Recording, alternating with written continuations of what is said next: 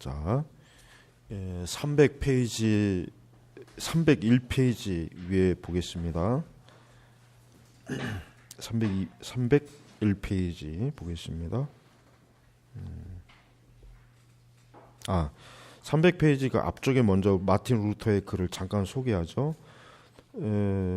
칭의에 대해서 따라서 오직 믿음으로 인해 의롭게 된다는 교리는 루터에게 있어 죽는 순간까지 복음이 총체이자 실체이며 신학의 진수이고 기독교의 핵심 진리이며 교회의 존폐를 가름하는 기준이었다. 이 척도에 의해 루터는 다른 모든 교리를 측정했으며 성경에 수록된 모든 책의 가치를 결정하였다라고 했어요. 자, 이제 제가 지난번에도 얘기했지만은 루터의 이 신칭의는 우리 종교개혁자들에게 있어서 교회가 넘어지고 서느냐의 아주 중대한 기준이 된다고 했는데, 자, 바로 이제 이러한 이 신칭의에 대해서 지금은 이제 바울의 새 관점이라고 해가지고 이제 전통적 이 신칭의를 뒤흔드는 그런 신학자, 복음주의 신학자들이 지금 점점 많아지고 있어요. 그리고 몇 년 전에 이제 세계 루터교 연맹하고 로마 카톨릭이 이신칭의에 대해서 이제 뭐 합의를 보았다. 그다음에 이제 미국에서 이제 또 역시 ECT 문서라고 해가지고 여전히 그러니까 로마 천주교와 이신칭에 대한 문제를 좀 적절하게 이제 좀 협의를 보았다. 뭐 이런 얘기가 많이 있는데, 그러나 분명한 한 가지는 뭐냐면 절대 로마 천주교와 그 루터가 지금 말하는 이 신칭의와는 절대 하나가 될 수 없어요.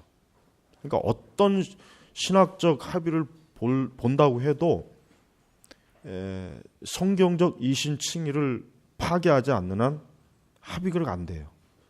절대 합의가 안 되는 거란 말이에요. 그러니까 우리가 절대 이 칭이라고 하는 이 중요한 이 관점을 포기해서도 안 되고, 그 다음에 루터와 칼빈이 말한 이 이신칭의는 성경적으로 명확하고 그런 확실한 그런 신학 또 성경 교리이기 때문에 지금 이 이신칭의에 대해서 또 다른 새로운 관점을 가지고 있는 사람의 그런 교리는 전혀 받아들여서도 안 되고, 그것은 신학적으로 오류가 분명한 것입니다. 그러니까 그것을 받아들이는 사람들은 지금 루터가 말한 이와 같은 교회 존폐를 가르는 기준을 어떻게 해요? 파괴하는 거예요. 그래서 우리는 이 부분에 있어서 아주 조심해야 됩니다. 왜냐하면 지금 많은 좀 신학생들이나 목회자나 신학자들이 지금 루터의 이러한 그 중대한 이 경고를 무시하고 그런 새로운 관점의 칭의를 받아들이고 있기 때문에 지금 엄청나게 좀 문제가 큰 거예요. 그래서 이게 작은 일이 아니에요. 이게 그냥 단순히 뭐 찻잔 속에 그저 약간의 소용돌이가 아니라 엄청난 태풍과 같은 거란 걸 알아야 됩니다. 자, 그래서 결국 그 지금 이제 계속해 보면은 하이델베르크 요리 문답은 크게 세 부분으로 나누는데, 그리스도인의 과거, 현재, 미래 이렇게 나오는데, 이 칭의 부분, 요 부분, 이것이 이 요리 문답의 최고봉이다. 그러니까 이 요리 문답의 가장 정상의 부분이 하이델베르크 요리 문답에서 이 칭의 부분을 가장 높게 이렇게 선정을 했다, 이렇게 이제 이해합니다. 그래서 이 칭이라고 하는 것은 뭐냐? 죄인에게 가장 중요한 것, 무죄 선언, 또 명예 회복이다, 이렇게 나오는 거예요.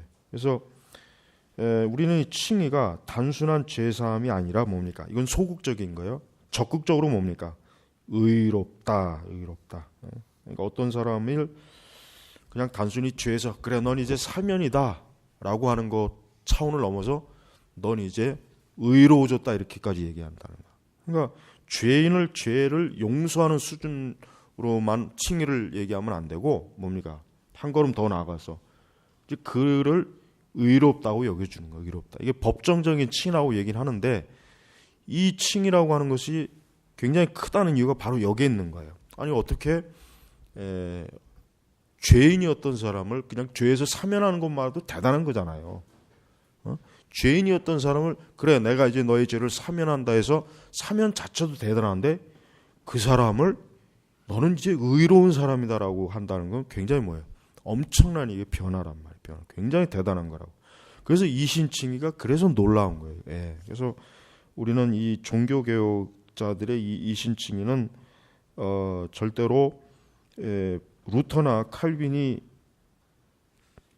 그 이전까지는 전혀 없었던 거를 그들이 열심히 연구해서 발견한 것이 아니라 이미 뭡니까? 바울의 신학의 중심이 뭡니까? 이 이신칭이기 때문에 이미 벌써 어거스틴은 그랬고 교부들도 그렇고 속사도 교부도 그렇고 이 이신칭에는 이미 다 그들이 받아들였던 믿음이니까 우리는 절대로 이런 부분에 있어서 추호도 타협을 하거나 이런 부분을 그냥 적절하게 그냥 좋게 하자 이런 식으로 하면은 큰일 납니다. 그래서 302페이지에 보면은 이런 말 여기 지금 보세요. 카톨릭의 입장에서는 의롭다함은 신앙과 선행에 의해 결정되는 뭡니까? 점진적인 과정이에요. 그러나 이 개신교 입장에서 그것은 하나님의 단독 행위이며 그 뒤에 성화가 이어지는 것으로 이해한다. 의롭다함의 근거는 그리스도의 공로이며 그 조건은 믿음, 선행은 그 편이다. 그러니까 로마 카톨릭이 뭐라고 떠들던 간에 그들이 말하는 의롭다함은 뭡니까? 하나님께서 주입한 은혜에 인간이 그 주입한 은혜에 대한 반응이에요. 반응. 예, 제가 지금 가장 정확하게 얘기한 거예요. 지금 그러니까 로마 카톨릭도 칭의를 얘기해요. 그들도 의롭다는 얘기를 해요. 근데 그들이 말하는 의롭다는 건 뭐냐면 하나님께서 외부에서 주입한 은혜를 어떻게 합니까? 신자가 그것에 대한 선한 반응을 일으켜야 의로워지는 거예요. 예, 그래서 라틴어로 임퓨트라고 그러나 그렇게 그 용어 자체가 딱 있어요. 주입된 은혜, 주입된 은혜. 그러니까 잘못 이해하는 분들은 카톨릭이나 우리나 별로 다를 바가 없지 않습니까? 라고 하는데 다르죠. 왜? 개신교는 성경적으로 뭡니까? 단독행이에요. 그러니까 하나님께서 우리에게 은혜를 주신 거예요. 그거로 끝나는 거예요. 그거로 이제 인간이 의로워지는 건 끝나는 거지만 카톨릭은 뭡니까? 하나님께서 주시는 은혜에 반응을 해야 돼요. 어떻게 반응해야 됩니까? 자기 의로, 선행으로 반응을 해야 된단 말이에요. 그 반응을 못하면 어떻게 해요? 구원이 없는 거예요. 그러니까 다르잖아요. 이게 다른 거예요. 이렇게 다른 거. 제가 가장 쉽게 지금 설명한 겁니다. 그러니까 카톨릭의 그 의롭다함에 대해서 오해하는 분들이 꽤 많더라고요. 뭐 별로 다를 바 우리 그 사람들이 말하는 거나 우리가 말하는 거나 별로 다를 바가 없는데요 라고 하는데 그렇지 않습니다. 너무나 차이. 그래서 여기서 지금 책에서도 뭡니까? 하나님의 단독 행위라고 말한 이유가 뭐예요? 개신교는 하나님의 절대적 주권 속에서 구원이 홀로 이루어지는 것이지만 카톨릭은 뭡니까? 하나님께서 구원의 은혜를 주시긴 주시지만 신자가 뭡니까? 반응을 해야 된다. 어떻게 반응해야 돼요? 자기 의로움으로 반응을 해서 그것이 서로 결합이 되어 뭡니까?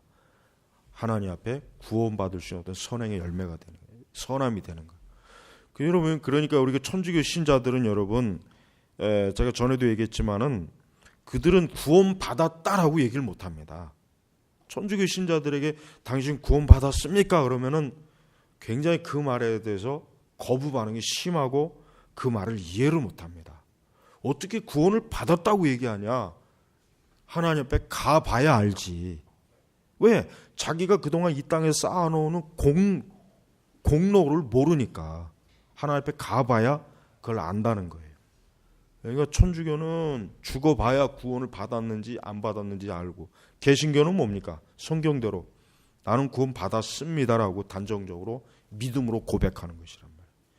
그러니까 이렇게 큰 차이를 어떻게 그 ECT, 특히 제가 두려워하는 게 이제 1992년도에 그 ECT 문서 선언한 그들 그 명단을 보면은 알만한 사람들이 거기, 특히 이제 제임스 패커 같은 사람도 그 뻔히 아는데 어떻게 그런 사람들이 거기에 서명을 하냐 이거예요. 기가 막힐 노릇이에요. 이게 천주교와 개신교의 그 교리를 그렇게 명확하게 아는 사람들이 그거를 어떻게 수용할 수 있었는지, 이건 참 이게 불가사의한 일이에요. 불가사의. 지금도 불가사의. 그 외에 여러 많은 그 복음주의 그 신학자들. 그러니까 우리가 이런 부분에 대해서 이제 앞으로 지금 가장 큰 문제는 뭐냐면 우리가 신앙과 직제를 이제 NCCK에서 이제 카톨릭과 신앙과 직제를 공식적으로 이렇게 이제 조인을 했어요. 근데 문제는 뭐냐면 이제 그 다음이 뭐냐? 이제는 신학적인 부분에 있어서도 이제는 어때요? 하나가 되는 작업을 할 거예요. 그러면 이제 미국에서 했었던 ECT 문서와 동일한 그런 문서를 분명히 우리 한국의 NCCK 그룹에서도 뭡니까? 할 거란 말이에요. 이제는 신앙과 직자가 되었으니까 이제 뭡니까? 이제는 중요한 게 뭐가 남았어요? 신학적인 합의가 돼야 돼요. 그럼 제일 큰 문제가 뭐냐면 이 이신칭의를 이제 어떻게 해석할 거냐? 보나마나 뻔합니다. 보나마나 카톨릭의 칭의관과 개신교의 칭의관은 서로 같다라는 식으로 분명히 어때요? 그들이 할 거란 말이에요. 이제 그 작업이 남았어요. 그 작업이. 이제 앞으로 이제 그게 이루어질 거란 말이에요. 그게 이루어지면 이제 완전히 카톨릭과 천주교는 뭡니까? 우리 개신교는 뭡니까? 하나가 되는 거예요. 신앙과 직자가 하나가 됐기 때문에 이제 그 다음 작업이 이제 남은 거예요. 그래서 우리가 이런 것들을 볼 때마다 이게 지금 결국은 얼마나 이게 지금 우리 개신교를 거의 뭐 이제 앞마당까지 들어와 있는 거예요. 앞마당까지. 이제는 완전히 이제 접수가 되려면은 이런 이신칭의 부분에 대해서 이제 카톨릭과 완전히 합의를 해서 이제 너희나 우리나 똑같다. 이제 구원론에서 더이가 차이가 없다. 이렇게 이제 공식적으로 서로 이제 도장을 꽉 찍고 나면 이제 끝나는 것입니다. 그러면 이제 뭐 더 이상 이제 뭐 이제 개신교라고 하는 것은 이제 사라지는 거예요. 자, 5번만 하겠습니다. 칭의가 주는 유익을 깨닫기 우리는 어떻게 해야 하는가? 칭의의 유익을 올바르게 깨닫기 위해 사람은 자신의 생각을 하나님의 심판대로 들어올리고 하나님의 현존 앞에 세워야 한다. 사람이 자신을 하나님과 다른 사람들과 비교하거나 자기 혹 스스로 다른 사람들이 상호간에 작용하는 촉도에 따라 자기 자신을 잴 때 그는 아마도 어떤 일에 있어서 자기를 자랑하고 신뢰할 만한 것이 있을 거예요. 그러나 하나님 앞에서 그렇죠.